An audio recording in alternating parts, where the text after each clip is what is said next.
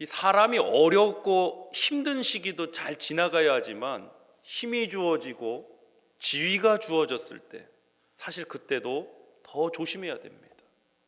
의외로 어렵고 힘든 시기는 잘 버티고 이겨나가던 사람이 힘과 지위, 권력이 주어졌을 때 무너지는 모습들이 참으로 많습니다. 요셉의 삶을 되돌아보면요, 모진 고난 당했죠. 억울한 일도 있었죠. 근데 사실 요셉의 삶의 진정한 위기는 오늘 본문의 현장이라고 저는 생각합니다. 아버지 야곱이 죽었습니다. 아버지를 장사 지낸 후에 요셉의 형들이 두려움에 빠졌습니다. 사람은 항상 자기 식대로 해석하기 나름입니다. 이 형들이 해석하기를 이제 아버지도 죽었겠다, 아버지도 이제 돌아가셨으니 우리의 방패막이가 사라졌으니까 요셉이 혹시나 지난날에 우리가 요셉을 죽이려 하고 이스마엘 상의 손에 팔았던 그 일을 기억해서 우리에게 복수하면 어떻게 할까, 이런 두려움이 찾아왔습니다. 그래서 한국 표현 중에 좋은 표현이 있습니다. 따라합시다. 맞은 놈은 다리 뻗고 자고 때린 놈은 잘 못 잔다. 이게 딱 그 상황입니다. 자, 본문 15절 말씀 합독해 봅니다. 시작. 요셉의 형제들이 그들의 아버지가 죽었음을 보고 말하되 요셉이 혹시 우리를 미워하여 우리가 그에게 행한 모든 악을 다 갚지나 아니할까 하고. 사랑하는 성도 여러분, 요셉에게 형들에 대해 복수할 명분이 있습니까 없습니까? 있지요. 힘이 있습니까 없습니까? 있지요. 애굽의 국무총리인데요. 그냥 뭐 말 한마디면 그냥 형들은 그냥 이슬로 사라질 사람들입니다. 복수해야 될 이유와 명분과 힘도 가진 지금 요셉의 상황 굉장히 위기입니다. 요셉의 지난날 이 상처는 보통 상처가 아닙니다. 그런데 요셉은 그렇게 하지 않았습니다. 우리가 이 말씀을 들을 때 요셉의 인품이 훌륭하구나, 상처를 잘 회복했구나 하고 끝나면 사실 윤리 도덕밖에 남지 않습니다. 이 메시지 속에는요, 성경은 믿음의 책이기 때문에 신앙이 담겨져 있습니다. 단순한 윤리 도덕으로 여러분 이 문제를 해결하려고 우리도 접근할 때는 실수나 실패하기가 쉽습니다. 믿음의 힘으로 접근해야 됩니다. 요셉의 인품도 훌륭했던 것 같습니다. 그러나 요셉이 형들에게 복수하지 않았던 이유는 인품, 성품을 넘어서서 바로 그의 신앙 때문이었습니다. 오늘 설교의 제목인 내가 하나님을 대신하리까 라는 그의 신앙이었습니다. 이 신앙을 가졌던 인물들이 참 많은 것 같습니다. 하나님 마음에 합했던 다윗도 그렇습니다. 사울 왕이 다윗을 죽이려고 합니다. 그래서 이 사울 왕을 피해서 도망다니던 시절에 사울을 죽일 수 있는 기회가 찾아옵니다. 사무엘상 24장에 나오는 말씀입니다. 굴 속에 있는데 이 사울 왕이 그래도 왕의 체면이 있는지라 조금 볼일 보시냐고 굴 속으로 들어갔어요. 근데 하필이면 그 길이 다윗과 용사들이 숨어 있던 곳이에요. 기회죠. 기회입니다. 심지어는 다윗과 함께한 용사들조차도 이것은 하나님께서 우리에게 주신 기회입니다라고 말했습니다. 그래서 다윗은 어떻게 했느냐? 사울의 옷자락 끝만을 베었습니다. 죽이지 않았어요. 그런데 사울의 옷자락 끝만을 벤 것도 성경에는 다윗이 마음에 찔렸다고 합니다. 그러면서 하는 말이 이겁니다. 이해할 수 없죠. 나를 죽이려는 대적이 저의 발로 찾아와서 지금 죽일 수 있는 절호의 기회인데, 복수할 수 있는 기회인데 어떻게 이렇게 하지 않느냐는 거예요. 그때 다윗의 신앙이 나와요. 뭐라고 그런지 아십니까? 하나님이 기름 부으신 자를 내가 어떻게 죽일 수 있겠는가. 저는 표현은 다르지만 오늘 본문에 나오는 이 요셉의 신앙과 다윗의 신앙이 동일한 것이라고 생각합니다. 내가 하나님을 대신하리까. 이 신앙이 우리 크리스찬들 심령 속에, 우리의 삶 가운데, 우리 교회 공동체 가운데 있어야 하는 것입니다. 우리 제목을 한번 따라해 봅시다. 내가 하나님을 대신하리까. 할렐루야. 이번에도 제가 힘든 일로 한국에 찾아갔는데 가자마자 그 오랫동안 교제하시는 분을 통해서 너무나도 정말 기가 막히고 코가 막힌 상황을 만나게 됐습니다. 어떻게 사람의 생명이 달린 문제에서 그 돈에 대한 그런 끔찍했습니다. 결론은 제가 그냥 돈 줘버렸습니다. 그게 사실이 아님을 알고도 제가 그냥 줘버렸습니다. 제가 그리고 이렇게 말했습니다. 인생의 마지막 시간을 지나고 있는 난 우리 어머니의 명예를 지키고 싶다. 그래서 돈 드리는 겁니다. 복수하고 싶더라고요. 제가 건달 출신이잖아요. 건드리면 달려듭니다. 힘들 때 이런 일을 겪으니까 저는 제가 오죽하면 울면서 미국에 있는 제 와이프와 통화를 했어요. 아마 처음 겪은 일일 거예요. 완전히 무너졌었어요. 심지어 제가 부끄러운 거 배지만 이렇게까지 나 아무것도 하기 싫다 이제는. 정말 싫다. 아무것도 하기 싫다 이제. 처절하게 무너졌었어요.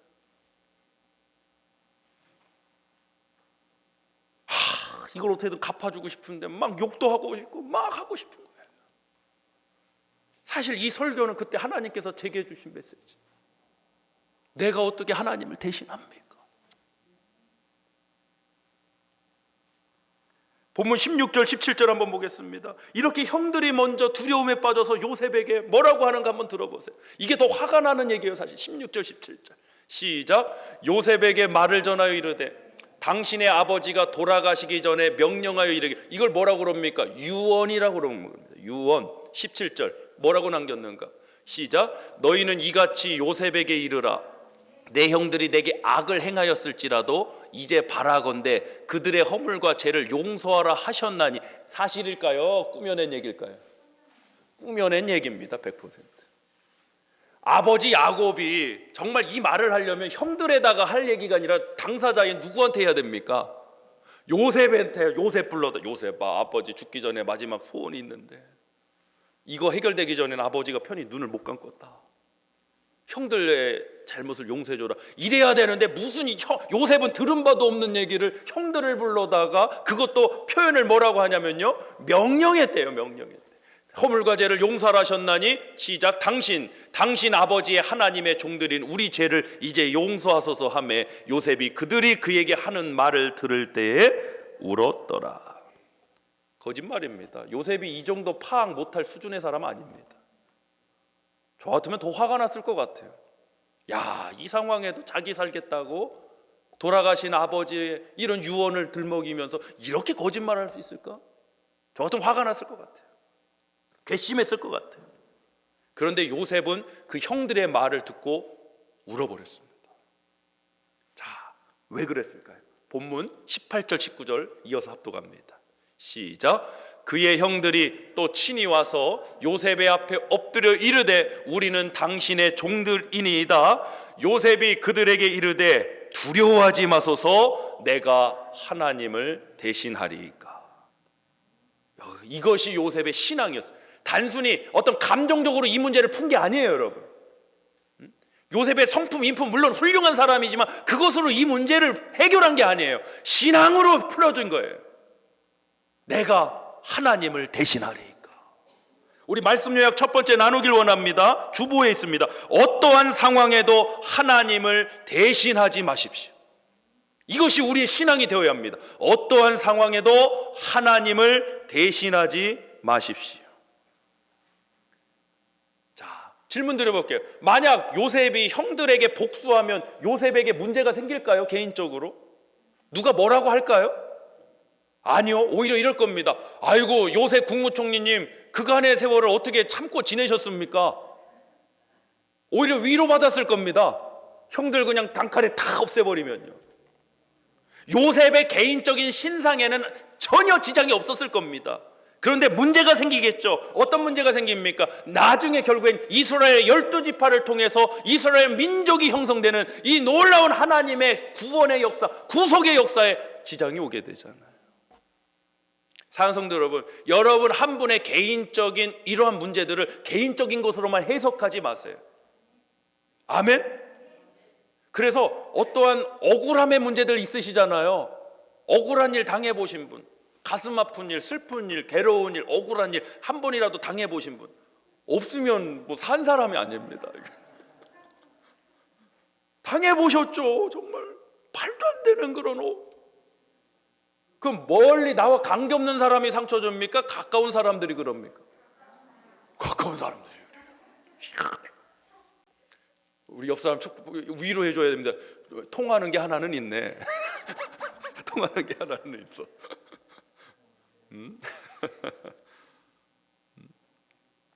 야, 정말 가슴 아픈 이 현장에서 얼마든지 복수할 수 있는 명분과 이유와 힘과 모든 걸 다 갖췄으면서도 그렇게 하지 않은 이유는 내가 하나님을 대신하리까. 우리의 신앙이에요. 어떠한 상황에도 하나님을 대신하지 말자. 할렐루야. 하나님을 대신하려고 했던 것, 즉 하나님의 자리에 오르겠다는 겁니다. 이 죄가 마귀 사탄이 지었던 죄고 에덴 동산에서 선악과 범죄 사건에 있었던 원죄의 뿌리입니다. 내가 하나님처럼 되고자, 하나님과 비기고자, 하나님의 자리에 오르고자 했던 저 마귀의 죄자, 또 우리의 죄의 뿌리입니다. 그러므로 여러분이 특히 어려운 일, 억울한 일 당하실 때 이것이 드러나기가 쉬워요. 막 심판하고 싶어요. 그런데 여러분, 적어도 우리 크리스찬들은 교리적으로 이것은 다 아마 아시는 내용일 겁니다. 심판자는 누구십니까? 담임 목사가 심판자입니까? 아니요. 그럼 여러분이 심판자신가요? 아니요. 우리의 심판자는 유일하십니다. 누가 우리의 심판자십니까? 하나님 한 분밖에 없습니다. 그런데 하나님이 심판자인 걸 알면서도 우리가 심판하려고 하는 것은 하나님을 대신하려는 문제인 거예요. 속지 말자. 아멘. 특히 억울한 일, 괴로운 일, 마땅히 이거는 원수 갚아도 될 일, 그럴 만한 힘도 있었을 때 여러분 주의하셔야 돼요. 하나님을 대신하리까. 심판은 하나님이 하시는 것인데 내가 어떻게 이 사람을 심판할 수 있겠습니까? 다른 사람을 비판하는 문제, 이 비판에 대해서도 잠시 뒤에 설교를 하겠지만요, 이 비판도 결국엔 심판이라는 언어입니다. 우리 한글 개정 성경에는 비판하지 말라, 비판이라는 단어가 나오지만 사실 영어나 원어 성경은 judge입니다. judge, 심판하다라는 겁니다. 누군가를 비판하는 거죠. 아이고 누가 저래. 아, 우리 브라이언 저 마하나임 티셔츠 입는데 좀 끼는 것 같은데 저거. 아이고 이 사람은 저래, 저 사람은 저래. 이런 비판이라고 하니까 그냥 별거 아닌 것 같지만 그것이 저지하고 있는 겁니다. 심판하고 있는 겁니다. 함부로 사람을 여러분 비판, 심판, 정죄하지 마십시오. 만약 여러분 주변에서 어떤 그룹이 모여갖고요, 이 사람은 이러니 저러니 막 비판하잖아요. 그러면요, 여러분이 만약에 의도하지 않은데 그 자리에 있었다면 여러분은 그 자리에 우뚝 서갖고 마치 사도 바울이 유라굴라 강풍에서 우뚝 서갖고 하나님의 말씀을 증거했던 것처럼 여러분도 그 비판의 현장에서 우뚝 서갖고 이렇게 얘기합니다. 우리가 어떻게 하나님을 대신합니까? 이래야 되는데 맞아 이러고 있으니 문제지. 맞아 아이고 맞아. 복 있는 사람은 악인의 꾀를 쫓지 않고 축복의 현장에 있어야지, 축복받지 않을 자리에 그 현장에 여러분 계시면 안 되는 거예요. 하나님을 대신하는 그 현장은 결코 축복이 될 수 없는 거예요. 근데 우리의 마음은 자꾸 이런 게 더 쉬워요. 누군가를 칭찬하고 누군가를 이해해주고 누군가를 용서하기보다는 누군가를 비판하고 정죄하고 심판하는 것이 더 쉬워요. 사실은 그게 더 재밌거든요. 근데 이것은 신앙의 문제라는 거죠. 자, 우리 가스펠 영락교회는 이제 이렇게 합니다. 직장이나 어디든 335 모여갖고 그 자리에 없는 사람에 대해서 막 비판한다. 그럼 우리 성도님들 어떻게 하셔야 된다고요? 우뚝 서버려. 자, 빨리 쓰세요. 딱 우뚝 서버려 갖고, 자, 빨리 스탠드업. 실제로 해야 돼. 자, 스탠드업. 서버려. 그 주먹을 딱. pay attention. 이 주먹은 말고 pay attention. 자, 주먹을 끌게 해갖고요. 이 주먹 쥐면 이거 싸우자니까 유진아 주먹 풀어라. 자, 이렇게 하셔야 돼. 우리가 어떻게 하나님을 대신할 수 있습니까? 아멘. 적어도 신앙을 가진 우리라면 그 비판과 심판의 현장에서 이렇게 나와야 되는 거예요. 다시 한번, 우리가 어떻게 하나님을 대신할 수 있습니까? 할렐루야. 자, 만약에 여러분이 그 무리에서 이렇게 하면 여러분은 이렇게 될 겁니다. 따라합시다. 왕따. 왕따 될 겁니다. 왜? 자기들하고 맞지 않으니까. 그런데 여러분, 왕따에 대한 새로운 해석을 드리겠습니다. 따라합시다. 왕따는 왕을 따르는 사람이다. 우리의 왕이신 예수 그리스도 하나님의 말씀을 따르는 저와 여러분이 되실 주며 축원합니다. 착석해 주십시오. 누가복음 6장 37절 말씀 한번 나눠보겠습니다. 합독합니다. 시작. 비판하지 말라. 그리하면 너희가 비판을 받지 않을 것이요. 정죄하지 말라. 그리하면 너희가 정죄를 받지 않을 것이요. 용서하라. 그리하면 너희가 용서를 받을 것이요. 아멘. 그럼 주님의 심정이 그대로 묻어나죠. 비판과 정죄보다는 무엇하라? 용서하라는 거예요. 그게 하나님의 성품이에요. 그게 우리 성도의 품격이 되어야 돼요. 자, 이 비판이라는 헬라어를 제가 찾아놨습니다. 크리노라는 단어가 사용됐습니다. 크리노. 영어로는 저지. 그래서 비판은 당연히 비평이 아니에요. 이거 심판하다라는 거예요. 심판하다. 근데 우리의 심판자는 하나님 한 분밖에 없는 걸 우리는 알면서도 어떻게 우리가 하나님을 대신해서 누군가를 심판할 수 있겠습니까? 여러분, 혹시나 이런 분 계시면은 비판하셔도 됩니다. 심판하셔도 됩니다. 누구냐? 이런 분이에요. 아마도 없을 거예요. 자, 극단적인 예를 들게요. 누군가 내가 없는 자리에서 누군가 내 얘기에 대해서 안 좋게 얘기를 하는데 그 얘기를 들으면 막 밥을 안 먹어도 기쁘고 행복하고 막 인생 살맛이 난다. 누가 나를 비난하는 얘기를 들었어요. 내가 그 자리에 없는데 나에 대해서 그 사람은 신 목사는 이래 저래 이게 뭐 문제고 이런 소리를 들었어. 그 소리를 듣고 나는 정말 날아갈 듯이 기쁘고 막 은혜가 넘치고 성령 충만하고 막 기뻐서 할렐루야 이게 나오는 분은 비판하세요. 근데 그거 들어서 기분이 안 좋을 분은 하지 마시라는 거예요. 나도 안 좋은 것을 내가 왜 하고 있냐는 거예요. 또 우리는 그런 자리에 하나님의 자리를 대신해서는 안 된다는 거예요. 교묘한 이 마귀의 괴계가 이 속에 숨겨져 있는 거죠. 심판하지 마세요. 내가 어찌 하나님을 대신하리까? 자, 우리 본문 20절로 21절 다시 한번 합독합니다. 시작. 당신들은 나를 해하려 하였으나 하나님은 그것을 선으로 받고. 자, 질문 드릴게요. 요셉은 지난날에 형들이 자신에게 행했던 그 일들을 잊어버렸나요? 잊어버리지 않았죠.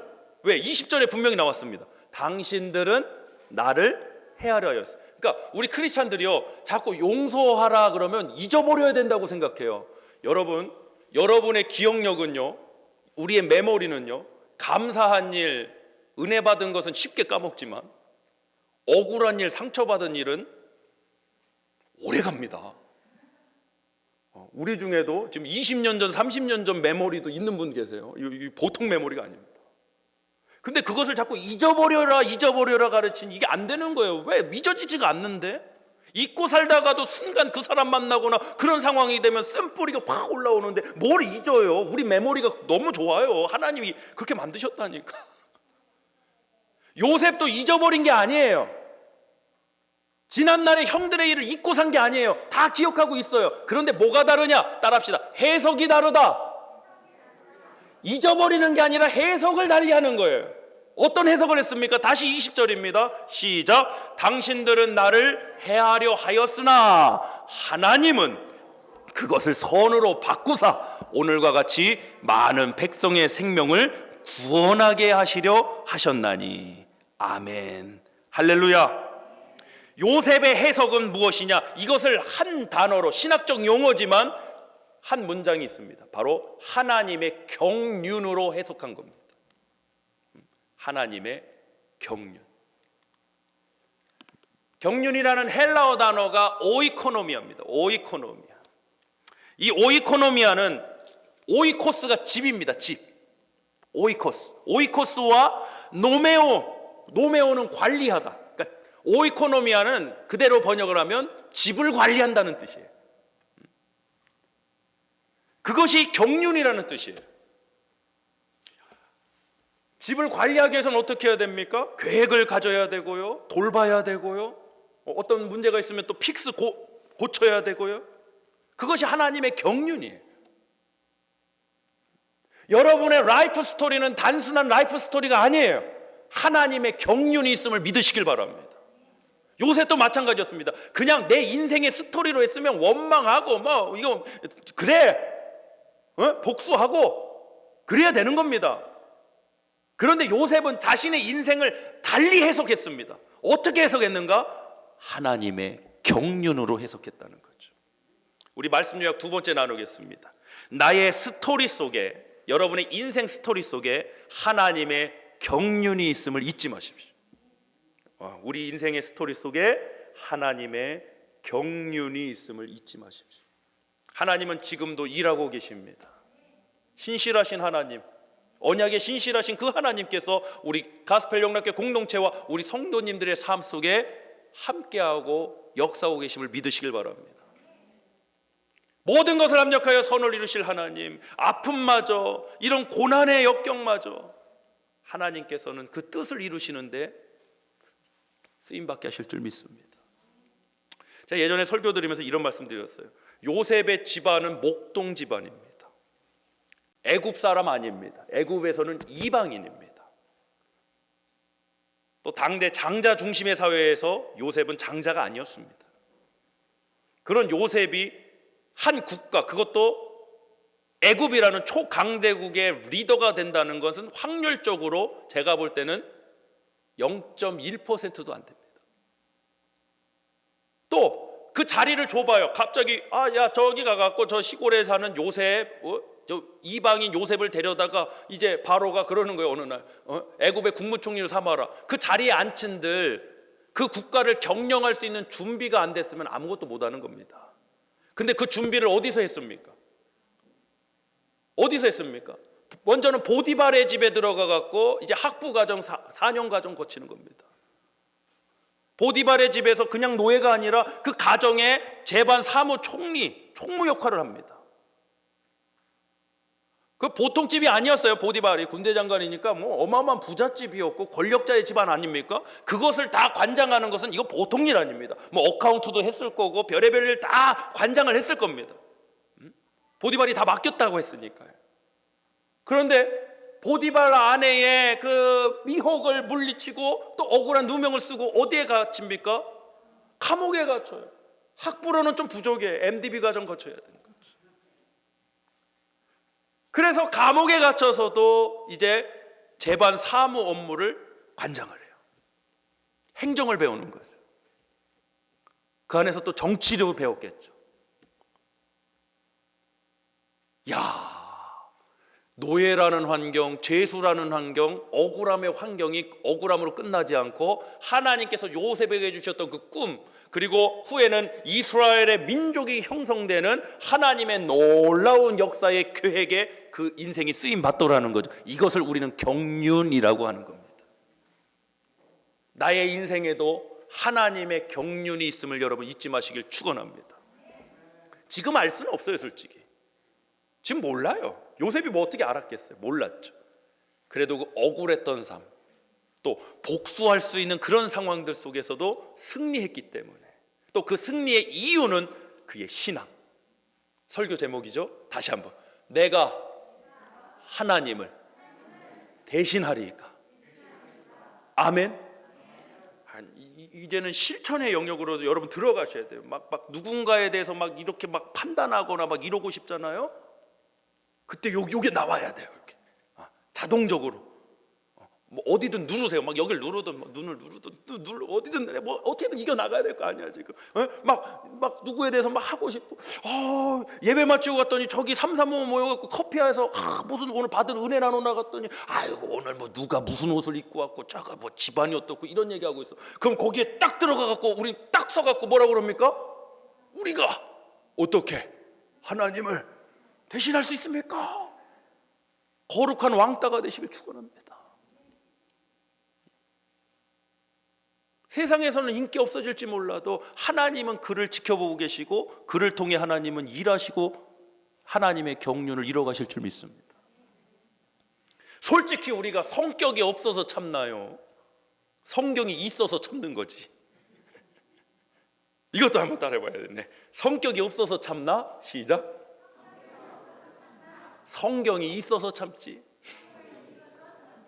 할렐루야. 하나님 말씀 붙들고 살아가는 이 한 주간 되시길 주며 축원합니다. 특별히 저와 같은 이런 정말 어찌 보면 상처라고 할 수도 있고 억울하고 분노할 수밖에 없는 그러한 아픔을 지금 겪고 있는 성도님들 계시다면 이 어려움으로부터 여러분 하나님의 은혜가 임하시게 우리의 이 신앙이 작동하는 역사가 되길 간절히 소망하고 축복합니다.